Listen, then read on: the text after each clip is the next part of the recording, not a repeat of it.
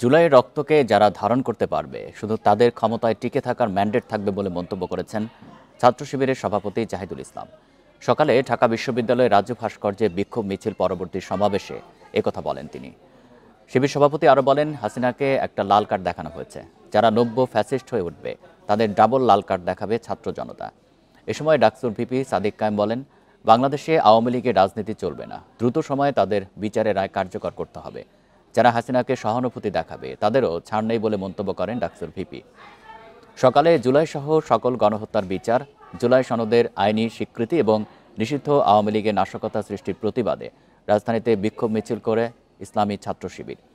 ভোরে ঢাকা কলেজ থেকে মিছিলটি শুরু হয়ে রাজধানীর বিভিন্ন গুরুত্বপূর্ণ সড়ক প্রদক্ষিণ করে ঢাকা বিশ্ববিদ্যালয়ের রাজ্য ভাস্কর্য সমাবেশের মধ্য দিয়ে শেষ হয়।